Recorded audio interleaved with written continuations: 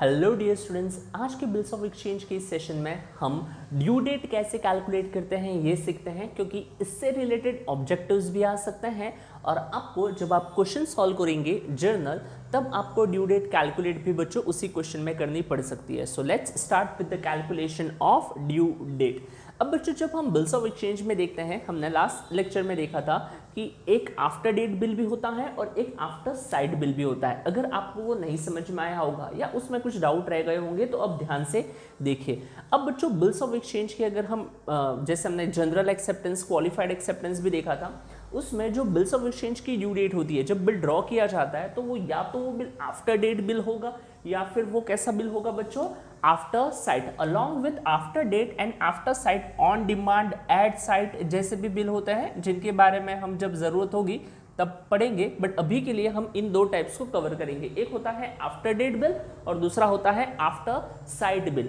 After date का मतलब होता है जिस दिन बिल ड्रॉ किया उस दिन के बाद से आपको ड्यू डेट काउंट करने के लिए वो टाइम पीरियड जो है वो कंसिडर करना है। मान लीजिए बिल ड्रॉ किया गया है फॉर 3 मंथ्स, तो जिस दिन से बिल ड्रॉ हुआ उसी दिन से वो 3 मंथ्स का टाइम पीरियड कैलकुलेट होना स्टार्ट हो जाएगा और उस 3 मंथ्स के बाद जिस दिन पेमेंट की तारीख आएगी वो कहलाती है ड्यू डेट। तो बच्चों there are 2 types of bill जो आज हम कवर करेंगे। एक है after date bill. In case of after date bill, due date is calculated on the basis of date of bill drawn.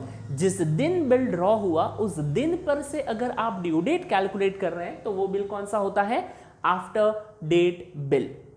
कभी कभी क्या होता है, मान लीजिए ड्रॉवर बिल तो बहुत जल्दी ड्रॉ कर लेता है, ड्रॉवी के पास पहुंचने में देर हो जाती है, तो ड्रॉवी कहता है कि ये आफ्टर साइड बिल बनाओ। आफ्टर डेट नहीं, आफ्टर साइड, मतलब जिस दिन से मैं बिल एक्सेप्ट करूंगा उस दिन से ड्यू डेट कैलकुलेट होनी चाहिए, या जैसे ड्रॉवर ड्रॉवी की मर्जी। सो अगर आफ्टर साइड बिल है तो in case of after sight bill due date is calculated on the basis of date of acceptance. ये बहुत इंपॉर्टेंट है, साइट देखना जिसे हम कहते हैं। तो जिस दिन आपने बिल को देखा उस दिन से अगर ड्यू डेट कैलकुलेट हो रही है तो वो आफ्टर साइड कहलाएगी। And in case of after sight bill due date is calculated on the basis of date of acceptance. और अगर वो आफ्टर डेट बिल है बच्चों, आफ्टर डेट बिल का मतलब है जिस दिन आपने बिल ड्रॉ किया उस दिन से ड्यू डेट कैलकुलेट होनी चाहिए। तो अगर वो आफ्टर डेट बिल है तो in case of after date bill due date is calculated on the basis of date of bill drawn. ये दो चीजें आपको ध्यान में रखनी है और इनका प्रैक्टिकल इंप्लीकेशन हम एग्जांपल्स के फॉर्म में देखेंगे। अब यहां ध्यान रखिएगा, इन case of after sight bill, वैसे अभी ये जो नए टेक्स्ट बुक्स आए हुए हैं, नया मतलब इसके पहले जो आपकी टेक्स्ट बुक्स थी, 2-4 बहुत बार टेक्स्ट बुक्स चेंज होती रहती हैं, तो वहां पर along with date of acceptance और एक पॉइंट दे देते थे और एक डेट क्वेश्चन में दे देते थे, that was date of presentation. So do remember that in case of after sight bill due date is calculated on the basis of date of acceptance और date of presentation whichever is earlier. इस वाले point पे मैं आपसे बाद में कभी question solve करवाते टाइम डिस्कस करूंगा। मतलब इनमें से जो आफ्टर साइड बिल का एग्जाम्पल होगा ना, जैसे ये एक आफ्टर साइड बिल का एग्जाम्पल है, तभी हम उसे डिस्कस कर लेंगे। और आफ्टर डेट बिल के तो भर भर के हमारे पास एग्जाम्पल्स है। तो बच्चों आफ्टर डेट बिल में ड्यू डेट कब से कैलकुलेट, मतलब कौन सी तारीख से ड्यू डेट कैलकुलेट होना स्टार्ट हो जाएगी, जिस दिन बिल ड्रॉ किया उसी दिन से ड्यू डेट का टाइम पीरियड स्टार्ट हो जाएगा, काउंटडाउन शुरू हो जाएगा। और इन case of after sight bill ये काउंटडाउन कब से शुरू होता है, ये काउंटडाउन शुरू होता है on the basis of date of acceptance. Example के लिए यहाँ पर एक क्वेश्चन लिया गया है जिसमें बच्चों date of drawing, date of bill drawn दी हुई है, date of acceptance, bill accept कब किया गया है वो दिया है, और बिल कैसे पेएबल है, किस टाइप का बिल है वो दिया हुआ है, और हमें कैलकुलेट करनी है ड्यू डेट। इस ड्यू डेट में भी बच्चों हम 2 टाइप की ड्यू डेट देखेंगे।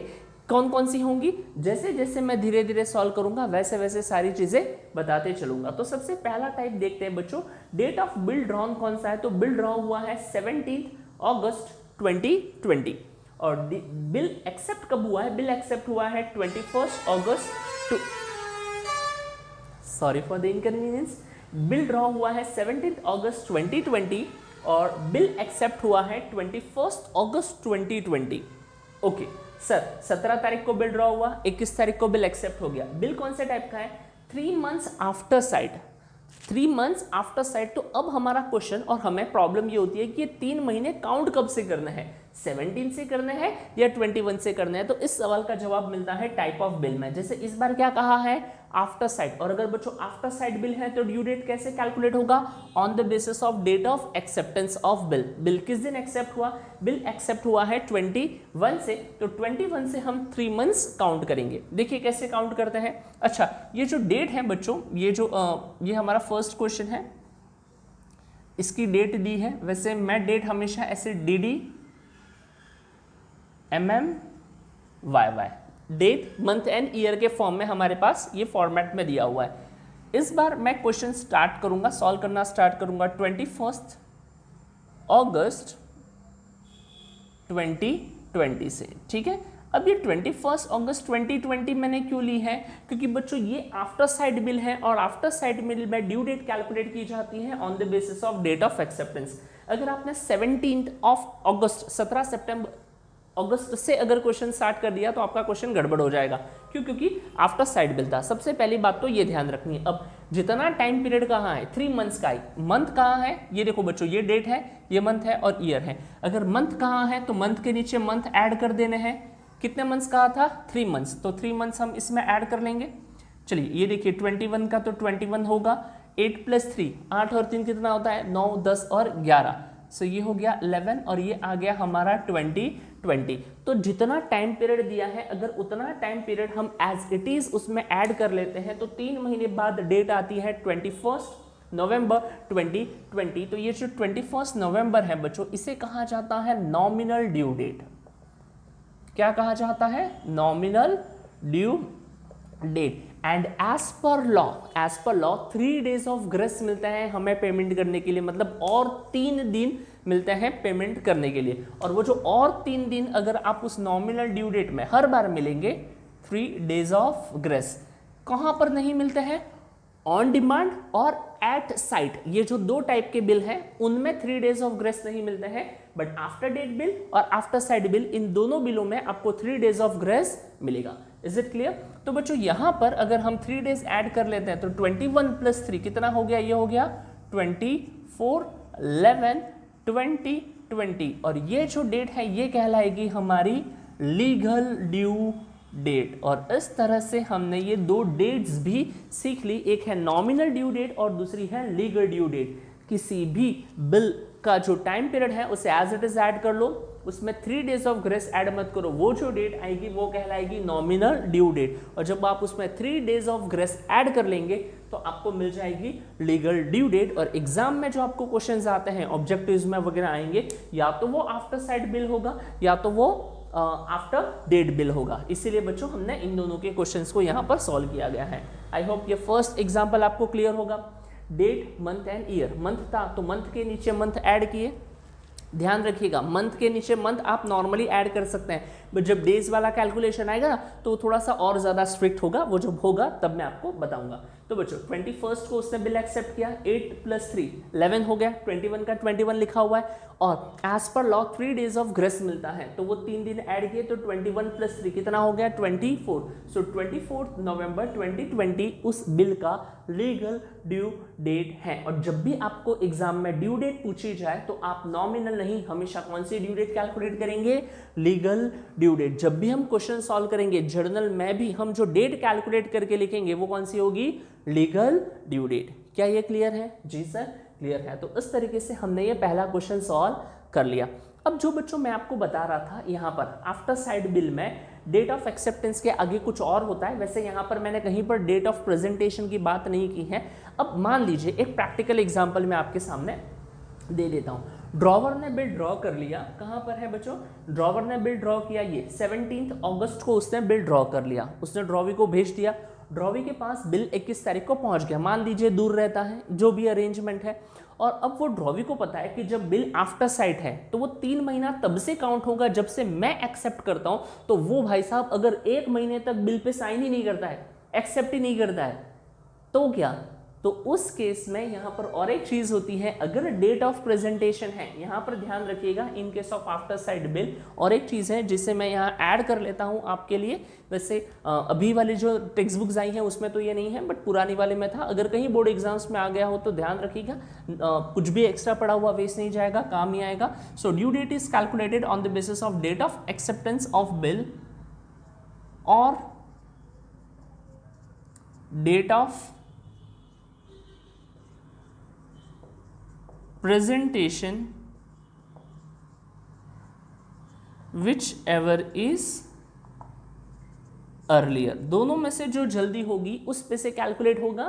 कहाँ पर? सिर्फ आफ्टर साइड वाले बिल में। और ये जो रेड से लिखा हुआ है ये आपको शायद से तकलीफ नहीं देगा, और देगा तो यहाँ मैंने बता दिया, अगर डेट ऑफ प्रेजेंटेशन कहीं पर दिया होगा तो। और ये मैटर कहाँ करेगा? सिर्फ आफ्टर साइड बिल में, क्योंकि आफ्टर डेट बिल में तो जिस दिन ड्रॉवर ने बिल ड्रॉ किया उसी दिन से आपका काउंटडाउन शुरू हो जाता है, जिसे हम आने वाले अगले एग्जाम्पल्स में देखेंगे। Is it clear? आपको ये सारा पार्ट लिख के रखना है। इसके साथ साथ ये जो मैंने एक क्वेश्चन सॉल्व किया ये आपने अभी देख के लिखना है, और इसके बाद सेकेंड क्वेश्चन आप मेरे साथ साथ सॉल्व करेंगे। क्या ये क्लियर है? जी, बहुत अच्छे से लिख लीजिए, पॉज कर लीजिए और लिख लीजिए, और लिखने के बाद आगे बढ़िएगा। ठीक है, चलो बच्चों मैं आगे बढ़ता हूँ हमारे सेकंड एग्जाम्पल के साथ। देखिए सेकंड एग्जाम्पल क्या कहता है हमारा। तो फर्स्ट एग्जाम्पल हमने यहाँ पर कंप्लीट कर लिया। चलिए अब हम सेकंड एग्जाम्पल की तरफ बढ़ते हैं। सेकंड एग्जाम्पल हमारा क्या कहता है? देखिए सेकंड एग्जाम्पल में डेट है 30 जनवरी 2019, 1 Feb 2019, 60 days after date. 60 days after date का बिल है। कौन सा है बच्चों? 60 डेज आफ्टर डेट का। एक काम करते हैं, पहले मंथ वाला ही क्वेश्चन ले लेते हैं ताकि आपको कोई, चलिए कोई नहीं, सीक्वेंस में ही जाता है। 30 जनवरी 2019, 1 Feb 2019, 60 डेज आफ्टर डेट। और जब आफ्टर डेट देखा तो ड्यू डेट यहाँ से कैलकुलेट करनी है या डेट ऑफ बिल ड्रॉन से? सर आफ्टर डेट बिल में ड्यू डेट कैलकुलेट होगी on the basis of date of bill drawn, and that is 30th January. तो वो लिख लेता हूं मैं, date of bill 30 January 2019, term tenure कितना है? 60 डेज है। अब बच्चों यहाँ 60 डेज, ये देखिए ये है डेज, ये है मंथ और ये है ईयर। तो जब डेज दिया है 60 डेज तो डेज में ऐड करेंगे 60 डेज। अब देखो डेज वाला कैलकुलेशन कैसे करना है। आप अगर ऑलरेडी कैलकुलेट करना जानते हैं तो आपको आपका मेथड अच्छे से पता होगा, और अगर आपको नहीं आता है तो आप मेरे मेथड को फॉलो कीजिएगा। देखिए बच्चों कैसे करेंगे हम। 60, ये देखिए 30 + 60 टोटल कितने हो जाते हैं बच्चों? 90, राइट, 90 डेज। और यहाँ मैं लिख लेता हूँ जो है वो 1 2019, क्योंकि अब यहाँ पर अगर हम देखें तो क्या जनवरी में 90 ये कोई तारीख आती है क्या? नहीं सर, हम जानते हैं जनवरी में मैक्सिमम कितने डेज हो सकते हैं। जनवरी में मैक्सिमम डेज हो सकता है, कैसे काउंट कीजिए, जनवरी 31। तो यहाँ से हम 31 डेज माइनस करेंगे ताकि जनवरी पूरा खत्म हो जाए। -31 डेज ऑफ जनवरी माइनस कीजिएगा। सो 10 - 1 9, और यहाँ पर ये कितना हो जाएगा? 8 - 3, ये हो गया 5, 59। क्लियर? ओके, 59 डेज बचेंगे। अच्छा, जनवरी पूरा हो जाएगा तो उसके बाद कौन सा आएगा सर? फेब आ जाएगा 2019। अब मुझे बताइए क्या फेब में 59 डे पॉसिबल है क्या? नहीं सर, ये भी पॉसिबल नहीं है। अब मुझे बताइए ये फरवरी 2019 है, 2019 है, नॉर्मल ईयर है, लीप ईयर होता फेब का, ये भी चेक करना है आपको, लीप ईयर है या नहीं। लीप ईयर कैसे पता करते हैं? डिवाइड बाय 4 कर दो, अगर वो 4 से वो ईयर पूरा डिवाइड हो रहा है, राइट, और 0 बच रहा है तो वो लीप ईयर है और उसमें 29 डेज होंगे। क्या ये क्लियर है? फिलहाल तो ये 2019 है, ये 4 से डिवाइड नहीं होगा, मतलब इस फरवरी में कितने दिन थे? सिर्फ 28, 28। तो हम 28 डेज ऑफ फेब माइनस करेंगे, 28 डेज ऑफ फेब्रुवरी माइनस करना है। सो 59 - 28 करेंगे तो बच्चों कितना बचेगा? यहाँ 9 - 8 1, राइट, और फिर यहाँ पर 5, ये कितना है? 5 5 माइनस 2 इज लाइक 3, 31, और ये फेब पूरा खत्म हो जाएगा तो फेब के बाद क्या आता है, मार्च, राइट। तो हम इसे 03 भी लिख सकते हैं, मार्च भी लिख सकते हैं, 2019। इतना लिख के मैं रुका हूँ 31 मार्च 2019। अब मुझे बताइए क्या मार्च में 31 डेज पॉसिबल है? हाँ सर, जैन फेब एंड मार्च में 31 डेज ही होते हैं। अब यहाँ तक ये डेट पॉसिबल है, ठीक है, सब कुछ ऐड हो गया। तो ये सब कुछ ऐड होने के बाद, पॉसिबल डेट तक पहुँचने के बाद, ये जो डेट है ये कहलाती है नॉमिनल ड्यू डेट। और इसमें कितने days of grace? 3 days of grace मिलता है। और ये 3 डेज ऑफ ग्रेस अगर हम ऐड करेंगे तो 31 के बाद अगर मैं 3 दिन ऐड करता हूं तो 1st, 2nd और 3rd। क्यों? क्योंकि 31 मार्च के बाद तो 1 अप्रैल, 2 अप्रैल एंड 3 अप्रैल। सो ये पहुंच गया मैं 3 अप्रैल 2019 पे। और ये क्या कहलाएगी? मेरी लीगल ड्यू डेट। इस चीज़ को, इस कैलकुलेशन को आराम से एक बार देखिए, समझने की कोशिश कीजिए। यहाँ देखिए बच्चों, 31 2019 था, 60 डेज थे। 30 डेज में 60 डेज पूरे के पूरे ऐड बैक कर लो, कितने हो गए? 90 डेज। और तब तक उनको मैक्सिमम डेज उस मंथ में जितने होंगे वो माइनस करते जाओ जब तक पॉसिबल डेट पर आप नहीं पहुंच जाते। क्योंकि देखो 91 तो कोई पॉसिबल ही नहीं है ना। तो हम 1 जैन है तो जनवरी के maximum days 31 days of January minus किए, कितने बचे? 59 डेज। फेब, अब फेब में भी 28 डेज ही है क्योंकि 2019 था, उसे माइनस किया तो डेट मिली 31 मार्च। एंड 31 मार्च ये एक पॉसिबल डेट है, अच्छे से जानते हैं हम जी। तो अब इसे हम नॉमिनल ड्यू डेट कह देंगे और 3 डेज ऑफ ग्रेस ऐड करने के बाद हमें मिल जाएगा 3 अप्रैल 2019, जो इस क्वेश्चन की क्या होगी? Legal due date. इसको भी अपने नोटबुक में अच्छे से लिख लीजिए ताकि हम बच्चों आगे बढ़ सके, ठीक है, आराम से लिखिए। और इसके बाद ये 2 क्वेश्चंस हम कर चुके हैं और इसके बाद हम जो भी क्वेश्चन सॉल्व करेंगे, कहने का मतलब है 1st और 2nd के बाद 3rd, 4th एंड 5th ये हम साथ में करेंगे। क्या ये क्लियर है? ये आप लिख लीजिए। मैं इस पर्टिकुलर पॉइंट का एक बार स्क्रीन कैप्चर कर लेता हूं ताकि अपलोड करने के लिए मेरे पास कुछ हो जाए। डन। चलिए कंटिन्यू करेंगे हम। इसके बाद 1st और 2nd हम सॉल्व कर चुके हैं, अब 3rd, 4th and 5th calculate करते हैं।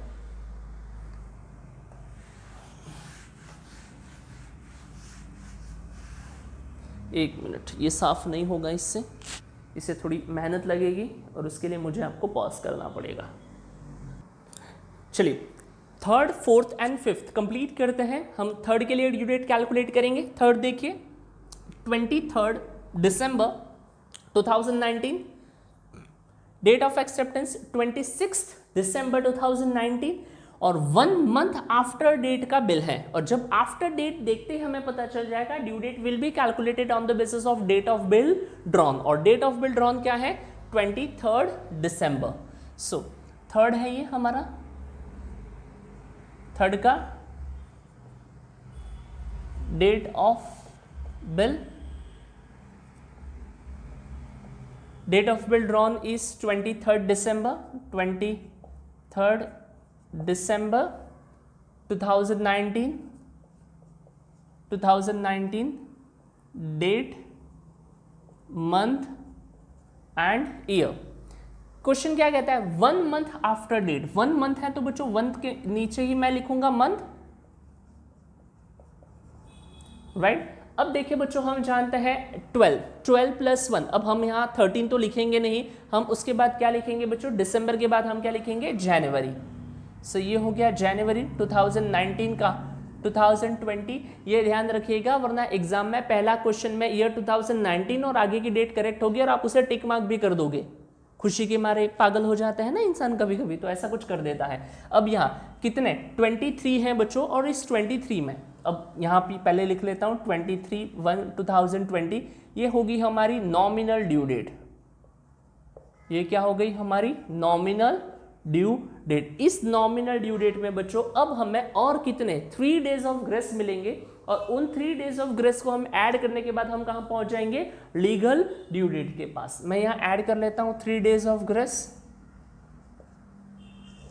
अब ये देखिए 23 + 3 कितना हो गया? 26 जनवरी 2020। अब देखो यहाँ पर एक बहुत इंपॉर्टेंट पॉइंट आ जाता है, दैट इज 26 जनवरी। क्या है बच्चों? 26 जनवरी रिपब्लिक डे है, गणतंत्र दिवस है, तो 26 जनवरी को पब्लिक हॉलीडे है। तो बच्चों पब्लिक हॉलीडे है, उस दिन पता है हमें छुट्टी है, तो ऐसे वाले सिचुएशन में एक दिन पहले वाला कंसिडर किया जाता है क्या? As a legal due date, क्योंकि ये पहले से पता है कि 26 जनवरी है, छुट्टी है। क्लियर? तो ये हो गया बच्चों public holiday.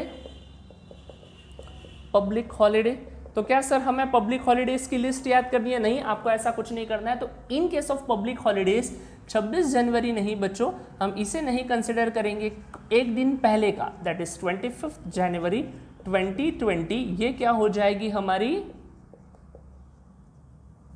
Legal due date. Legal due date. और ये क्वेश्चन, ये एग्जांपल आपके लिए बहुत इंपॉर्टेंट हो जाएगा। एक दिन पहले वाली डेट आपको कंसिडर करनी है in the form of due date. क्या ये क्लियर है जी? ये ध्यान रखना है बच्चों, अगर जैसे 15 अगस्त है, 26 जनवरी है, ऐसे ही आते हैं एग्जाम के फॉर्म में, ज़्यादा डिफिकल्ट कुछ नहीं आएगा, तो एक दिन पहले वाला ले लेना, ये ध्यान रखना। हाँ, और बच्चों कभी कभी इमरजेंसी की अगर बात हो जाए, अगर अचानक से नेशन वाइड कुछ इमरजेंसी डिक्लेयर हो जाए, तो in case of emergency the following day, उसके बाद वाला दिन कंसिडर किया जाएगा, क्योंकि पब्लिक हॉलीडेज हमें पहले से पता होता है, बट इमरजेंसी के बारे में हमें पहले से पता नहीं होता है। तो इन केस ऑफ इमरजेंसी हम एक दिन बाद वाला डे कंसिडर करेंगे in the form of due date. और अगर इमरजेंसी नहीं है, पब्लिक हॉलीडेज है, जैसे 15 अगस्त है, 26 जन है, तो उस केस में एक दिन पहले वाला कंसिडर कर लिया जाएगा in the form of due date. क्या ये क्लियर है जी? बहुत अच्छे। तो बच्चों अब हम इस पर्टिकुलर एग्जांपल को आगे बढ़ाएंगे। कहाँ पर थे हम लोग? फर्स्ट कर चुके, सेकंड कर चुके, थर्ड कर चुके, फोर्थ एंड फिफ्थ। चलिए फोर्थ कंप्लीट कर लेते हैं। फोर्थ क्या है? 28 जनवरी, साथ में लिखिएगा 2020 लिखा है मैंने जी, 2020। फिर यहां पर क्या है? 1 मंथ आफ्टर डेट। ओके, सो 1 मंथ है, तो बच्चों 1 मंथ जब आप डेज में कैलकुलेट करते हैं ना, तब आपको बहुत स्ट्रिक्टली फॉलो करनी होती हैं सारी चीजें, राइट? बट मंथ में नॉर्मली की जा सकती है। आराम से देखिए, कहने का मतलब क्या है। अब देखिए 1 मंथ है, तो 1 + 1 2, 20 और ये लिख लिया मैंने 28, और ये जो मिली है ये कहलाएगी nominal due date. Nominal due date. अब बात करते हैं लीगल ड्यू डेट की, तो अब हमें 3 डेज ऑफ ग्रेस ऐड करने हैं। 3 डेज हम ऐड करेंगे बच्चों यहां पर। अब 28 में अगर आप 3 डेज ऑफ ग्रेस ऐड करेंगे, तो यहां एज यूजुअल जैसे फेब आ जाए ना, तो दिमाग में सायरन बजना चाहिए कि लीप ईयर तो नहीं है, और ये 2020 है, और इस 2020 को अगर आप 4 से डिवाइड करते हो, तो ये पूरी तरीके से डिवाइड हो जाएगा और रिमाइंडर 0 बचेगा, और 0 बचेगा मतलब ये क्या है? लीप ईयर है। और बच्चों अगर ये लीप ईयर है, आई रिपीट, अगर ये क्या है? लीप ईयर है, तो यहाँ पर और एक दिन मतलब काउंट होगा, वरना नॉर्मली क्या होगा? 28 फेब के बाद 1 मार्च, 2 मार्च एंड 3 मार्च होगी ड्यू डेट। बट यहाँ हम कैसे काउंट करेंगे? 28 फेब के बाद और एक बचा है 29 Feb, 1 Feb and 29 Feb, 1 March and 2 मार्च। तो यहाँ जब हम 3 दिन ऐड करेंगे, तो यहाँ पर 28 के बाद 29, 1 मार्च और 2 मार्च, तो यहाँ हमारी जो ड्यू डेट वो हो जाएगी 2 मार्च 2020। क्लियर? ये हो जाएगी हमारी लीगल ड्यू डेट। ये और एक इंपॉर्टेंट चीज थी जो आपको ध्यान में रखनी थी। जी सर, जरूर ध्यान में रह जाएगी। अब एक बार चेक कर लेता हूं, वैसे चेक करने की जरूरत नहीं है, आ ही जाएगा यहीं पर। नेक्स्ट क्वेश्चन फिफ्थ को भी हम कवर कर लेते हैं। फिफ्थ देखिए, अगेन आफ्टर डेट बिल है, और अगेन बच्चों in case of after date bill due date is calculated on the basis of date of bill drawn. Date of bill drawn कितनी है सर? वो है 30 जून 2019। कितना दिन दिया है सर? 45 डेज। यहाँ देखिए मैं पूरा का पूरा 45 डेज में ऐड कर रहा हूँ। यहाँ देखिए बच्चों, ये डेट था, ये मंथ होता है, और ये होता है ईयर। तो डेज में डेज ऐड कर लेने हैं। सो हम ऐड करेंगे, ये हो गया 5, 4 + 3 7, 75 डेज। पूरा ऐड बैक कर लेना है, ये ज़्यादा सिंपल होता है। अगर आपको इससे फास्ट और शॉर्टकट तरीका आता है तो मुबारक हो, बहुत अच्छी बात है। 75 डेज। अब बच्चों हम जून में हैं, तो जून में कितने दिन होते हैं? तो जून में होते हैं 30 डेज। तो पूरे के पूरे 30 डेज ऑफ जून माइनस करेंगे, 30 days of June.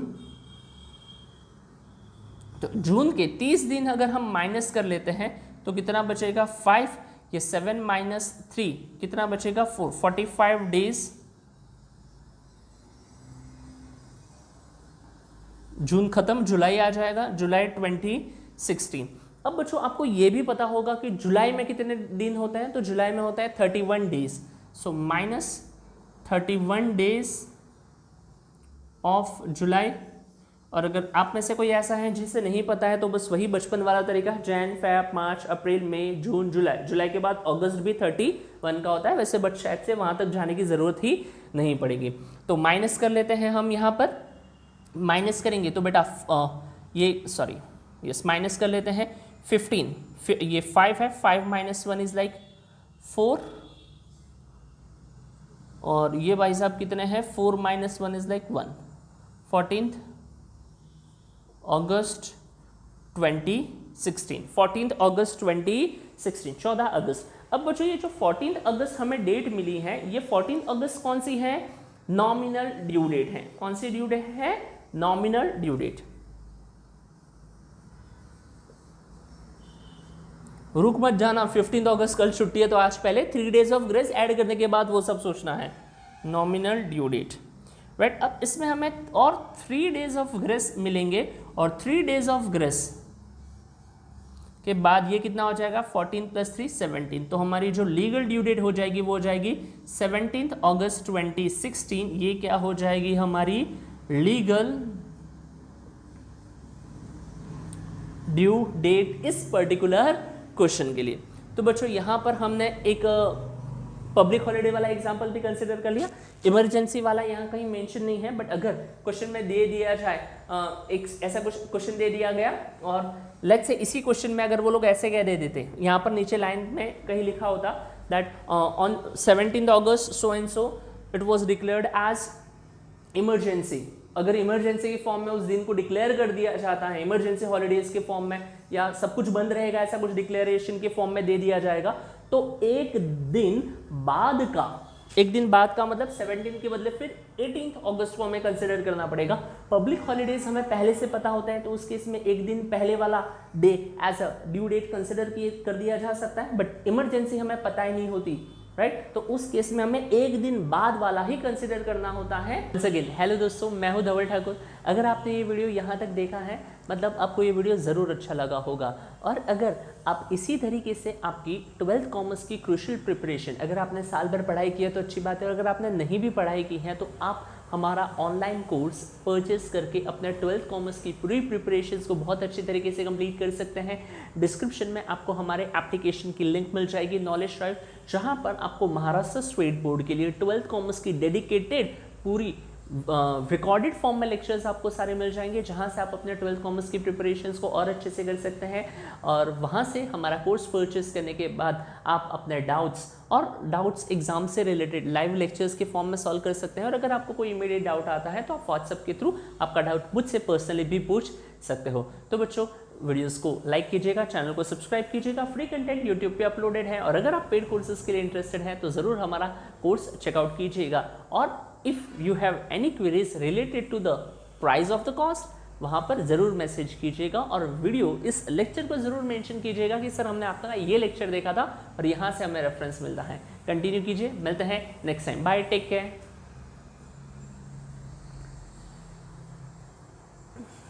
As a due date, तो ये तो था हमारा पूरा ड्यू डेट कैलकुलेशन से रिलेटेड पार्ट, जो आफ्टर डेट बिल और आफ्टर सेट बिल के केस में हमें क्वेश्चंस में भी देखना पड़ेगा। इसके बाद वाले लेक्चर से बच्चों हम जर्नल एंट्रीज स्टार्ट करेंगे। अभी भी इस चैप्टर के कुछ मिसलेनियस थियोरेटिकल एस्पेक्ट्स हैं जिनको हम जर्नल सीखते सीखते डिस्कस करते रहेंगे। क्या ये क्लियर है? तो अच्छे से पढ़िएगा, मिलते हैं नेक्स्ट लेक्चर में, बाय, टेक केयर।